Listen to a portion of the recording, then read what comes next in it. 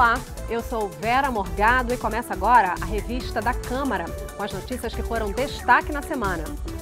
Em dia de confusão e quebra-quebra na esplanada dos ministérios, o presidente Michel Temer autoriza o uso das Forças Armadas para garantir a ordem. Oposição deixa o plenário em protesto contra a decisão e o presidente da Câmara diz que pediu apenas o uso da Força Nacional. E você vai ver também.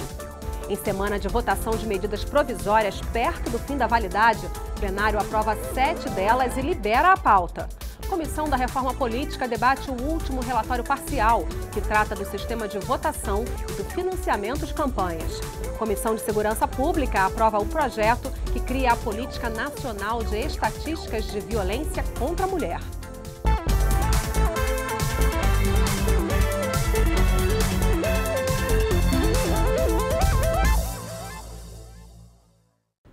Palco de movimentos diversos, a esplanada dos ministérios em Brasília foi novamente cenário de guerra entre manifestantes e forças policiais. Desta vez, um protesto contra o presidente Michel Temer e contra as reformas trabalhista e previdenciária em análise aqui no Congresso terminou em tumulto e até incêndios. O Exército foi convocado para garantir a segurança. O repórter Marcelo Westphalen mostra como foi. Por volta de meio-dia, os manifestantes desceram o eixo monumental em direção ao Congresso. O protesto pedia a saída de Michel Temer e a realização de eleições diretas já. A polícia impediu que as pessoas ocupassem o gramado em frente aos espelhos d'água e eles só puderam chegar até a Rua das Bandeiras. Um grupo de parlamentares caminhou para fora do Congresso e aderiu ao protesto na esplanada.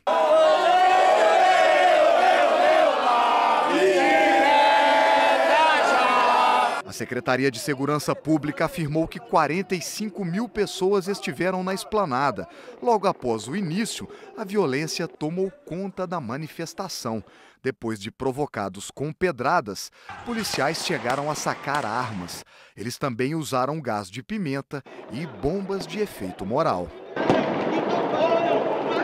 Muitas pessoas se feriram no ato. Um policial quebrou a perna e um manifestante perdeu os dedos depois que um rojão estourou em sua mão. No meio da tarde, os manifestantes provocaram um incêndio no Ministério da Agricultura. As chamas se alastraram e os bombeiros tiveram dificuldade para chegar ao local. Pelo menos outros 10 ministérios foram depredados. Houve incêndio nos banheiros químicos e todos os prédios da esplanada dos ministérios foram evacuados. O Ministério da Agricultura foi o mais atingido.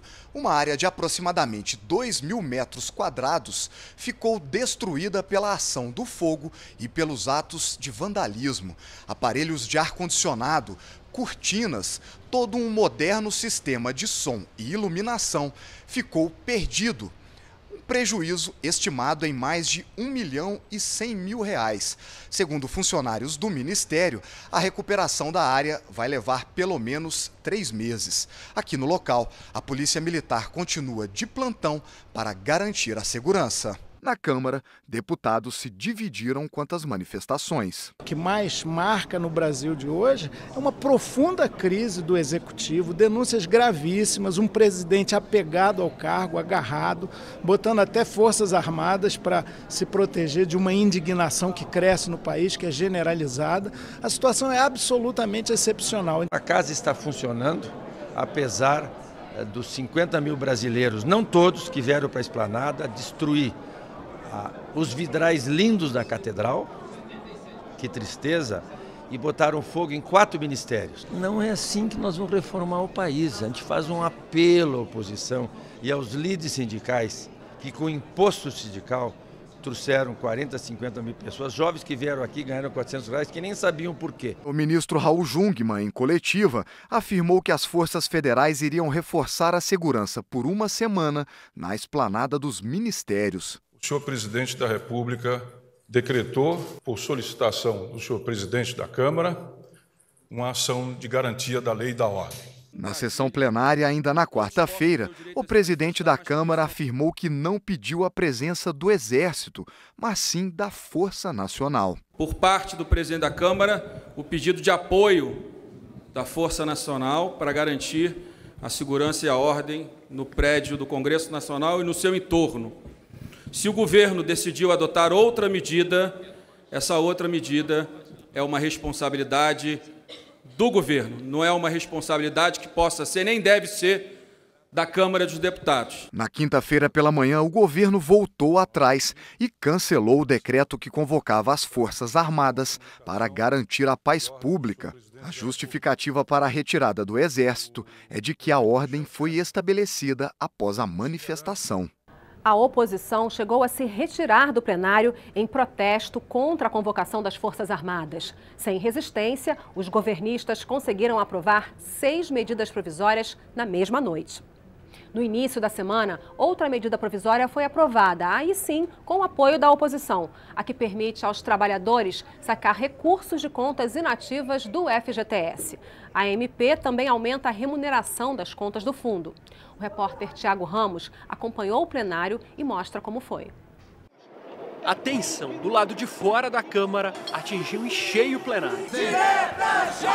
O povo quer votar! Quando o decreto do presidente Michel Temer autorizando o uso das Forças Armadas foi baixado, o que era briga virou rompimento. Nós, da bancada do PT, reunidos com as lideranças das demais bancadas de oposição, nós vamos nos retirar do plenário, porque nós não concordamos em levar à frente essa sessão. Nós estamos aqui no embate que chega algumas vezes às profundezas das emoções e que se termina perdendo a razão de ser do próprio parlamento. E esse equilíbrio nós temos que ter. Não houve acordo. A oposição deixou mesmo o plenário. Com isso, o caminho ficou livre para o governo. Algumas votações levaram aí coisa de 10 minutos para serem concluídas. Só para se ter uma ideia, quando a oposição está em plenário e usa o chamado kit obstrução, a votação de uma única medida provisória pode levar mais de 7 horas. Mas então, por que abrir esse caminho? O cálculo aí é que essa era a atitude correta diante do uso das Forças Armadas e que sem a presença dos deputados de oposição em plenário não haveria legitimidade para fazer votações, o que não aconteceu. Mas, de fato, isso acabou produzindo alguns sinais invertidos. Oposição criticando oposição. A oposição hoje deveria ter ficado aqui, obstruindo, levando até 3 horas da manhã, para não deixar votar. O governo agora vai pegar todas as medidas provisórias e votar por acordo. Eu quero registrar esse erro histórico da oposição. E governista pedindo oposição. As oposições existem exatamente para que possam acompanhar de perto nossos atos. Nesse momento, as oposições se retiraram. Eu não me sinto à vontade, o meu partido não se sente à vontade. Apesar desses sinais isolados, a votação seguiu em frente. A semana fechou com 7 medidas provisórias aprovadas. A primeira delas trata das regras para a regularização de terras na Amazônia e em áreas urbanas. A segunda altera as regras para a ascensão na carreira militar de policiais e bombeiros do Distrito Federal. A terceira torna permanente o programa que permite a redução da jornada e do salário de empregados em empresas em dificuldades. A quarta amplia o prazo de isenção da taxa que recai sobre o frete fluvial de transporte no Norte e no Nordeste.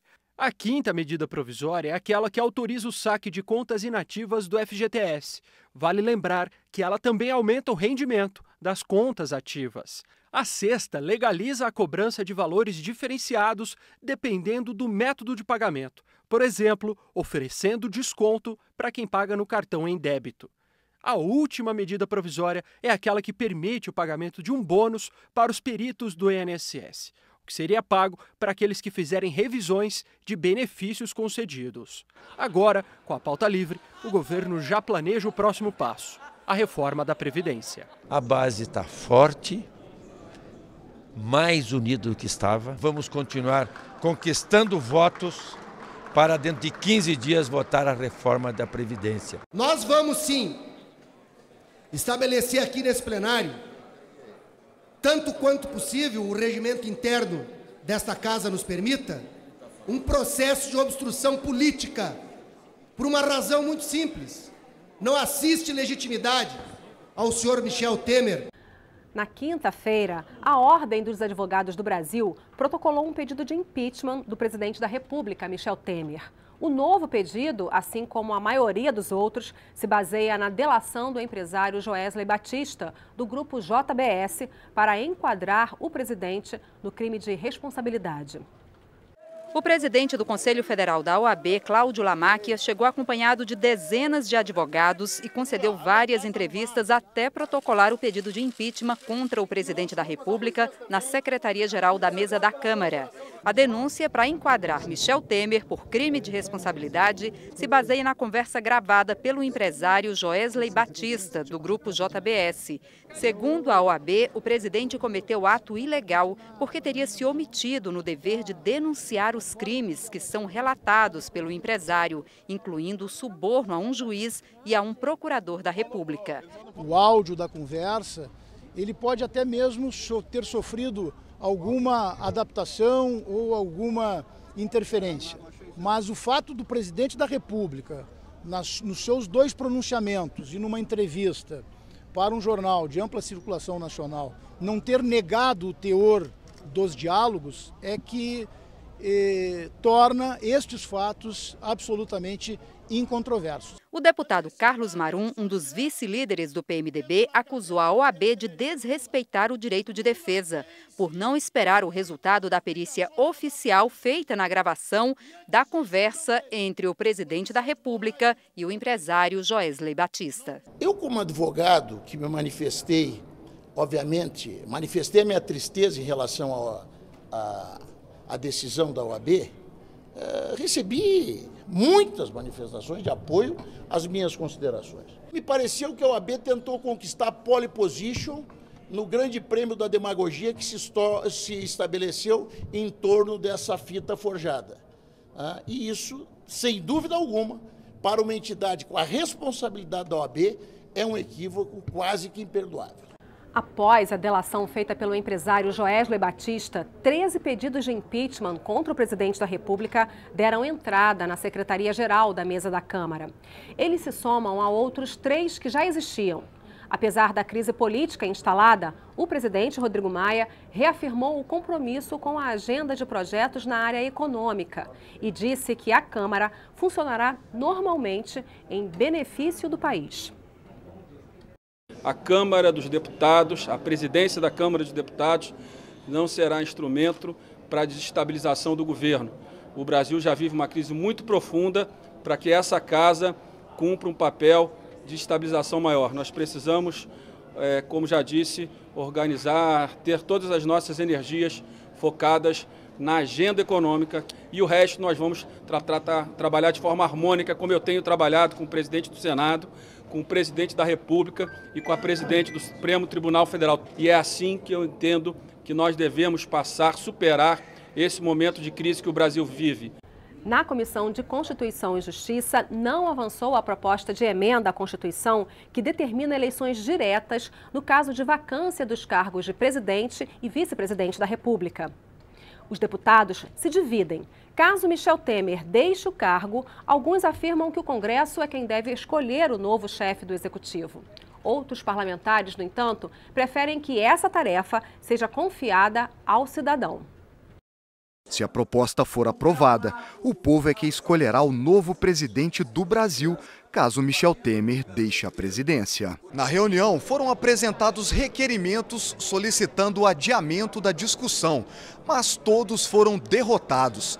Mesmo assim, a sessão teve que ser interrompida por conta do início da ordem do dia no plenário da Câmara. O deputado Alessandro Molon disse que o Congresso enfrenta uma crise de confiança e que não teria legitimidade para escolher o novo presidente. Ele defendeu a saída de Michel Temer e que o cidadão escolha o novo presidente. PEC das diretas já. Um governo que precisa fazer obstrução para não ser derrotado na principal comissão da casa é um governo que já acabou. Já o deputado Fausto Pinato disse que os áudios contra Michel Temer foram editados.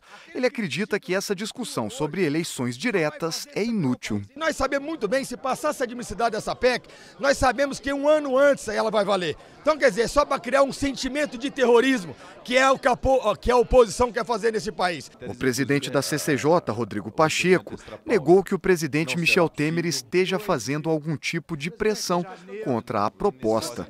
Ele explicou que está tentando costurar um acordo entre o governo e a oposição. O que eu quero é fazer com que a base e a oposição sentem e cheguem a um bom termo quanto à oportunidade de se pautar essa PEC. E repito, caso não haja um consenso em relação a isso, nós exerceremos a prerrogativa da presidência da Comissão de Constituição e Justiça e pautaremos a PEC. E está em análise na Câmara um requerimento com assinaturas de 189 deputados que pedem a criação de uma CPI sobre as doações de campanha feitas pelo Grupo JBS. O requerimento foi apresentado pelo deputado Cabo Sabino, do PR do Ceará, e inclui a investigação de contratos com o BNDES e supostos crimes contra o sistema financeiro, evasão de divisas e ingerência no CAD, o Conselho Administrativo de Defesa Econômica. Todos aparecem na delação dos empresários do grupo, feita à Procuradoria-Geral da República e homologada pelo Supremo Tribunal Federal. Outros 5 pedidos de criação de CPI foram apresentados este ano e aguardam decisão do presidente Rodrigo Maia.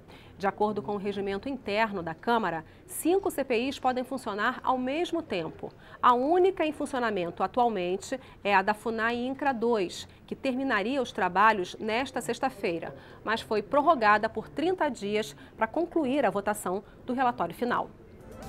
E você vai ver daqui a pouco aqui na Revista da Câmara. Comissão Especial da Reforma Política debate o último relatório parcial, que trata do sistema de votação e do financiamento de campanhas. Comissão de Segurança Pública aprova projeto que cria a Política Nacional de Estatísticas de Violência contra a Mulher. É só um instante.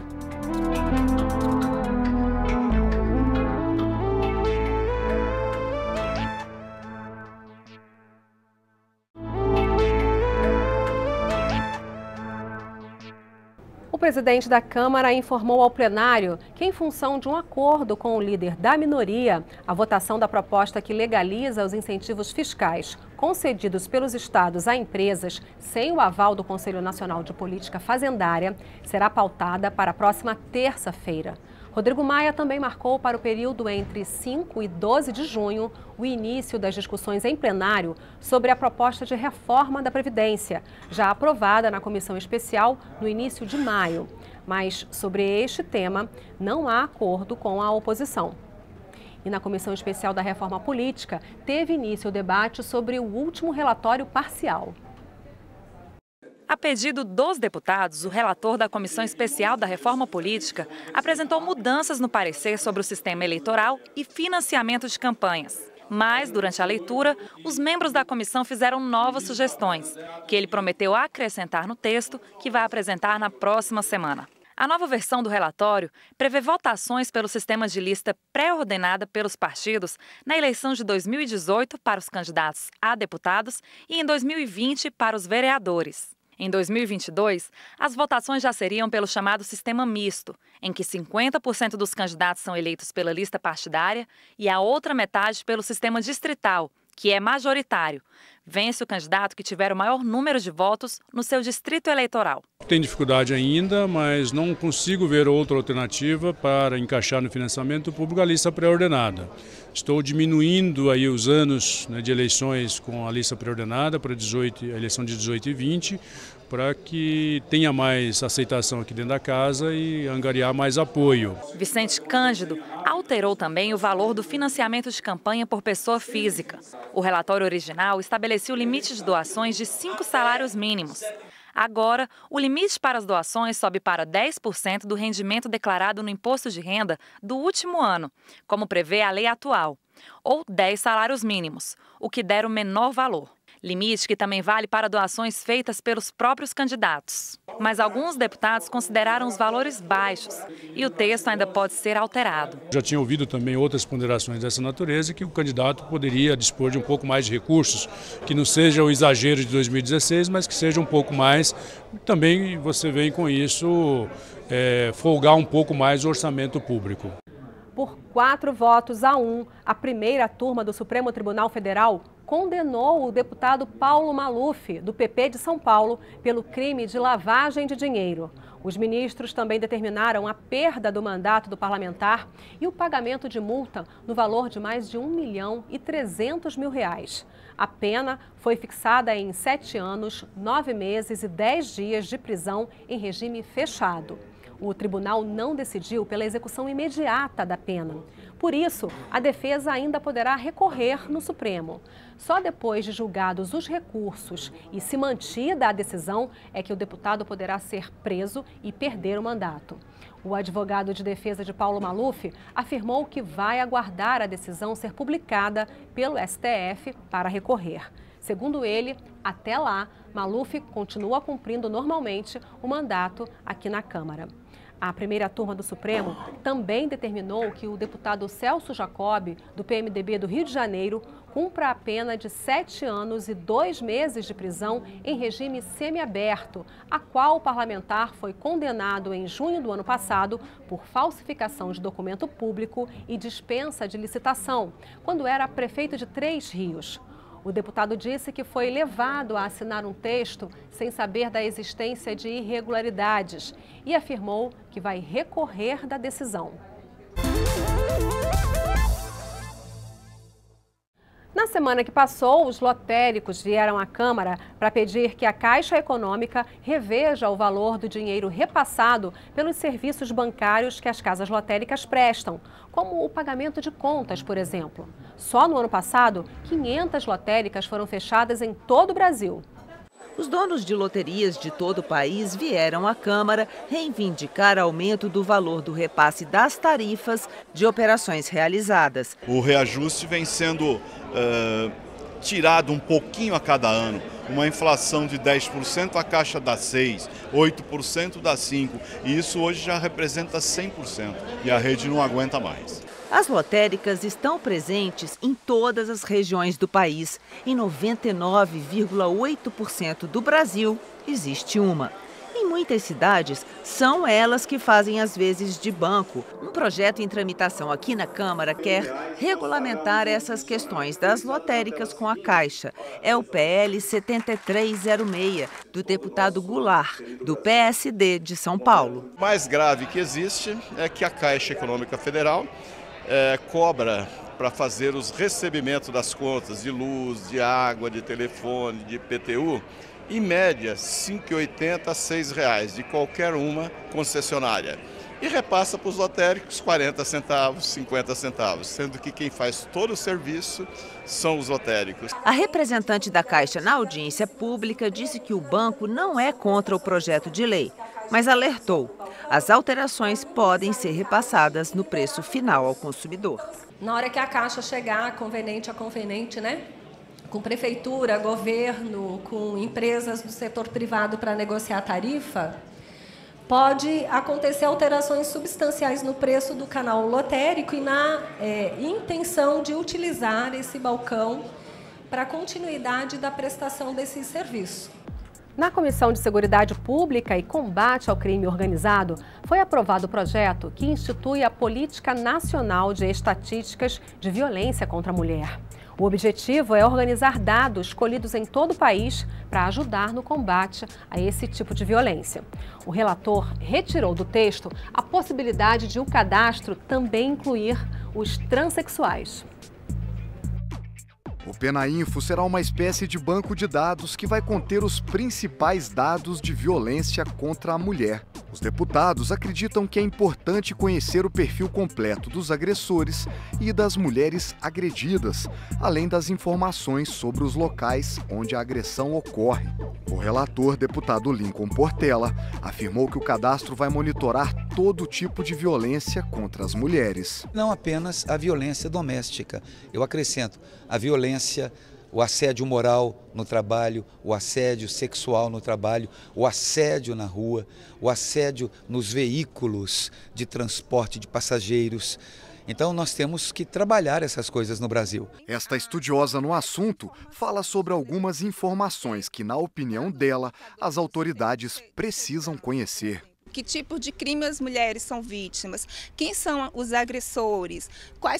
Quem é aquela mulher vítima de violência? Qual a cor dela, né? Qual a classe social? Onde ela foi ferida?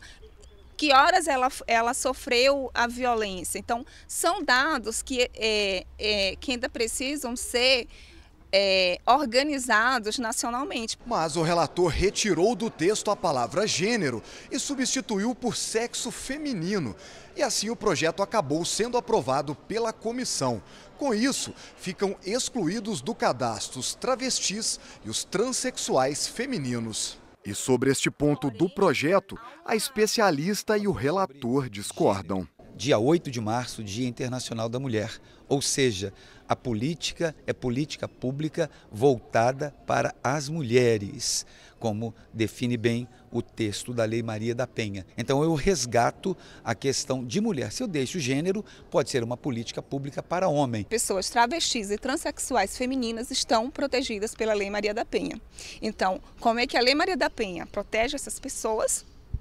E um sistema de dados vão excluir essas pessoas que venham sofrer violência desses dados serem incluídos em um sistema. Há uma incoerência e ainda é tempo do Congresso, não é, da Câmara dos Deputados, corrigir esse equívoco que foi aprovado pela Comissão de Segurança Pública.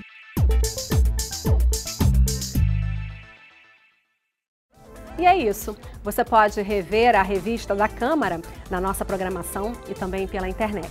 O endereço é noticias.câmara.leg.br. Muito obrigada pela sua companhia. Tchau!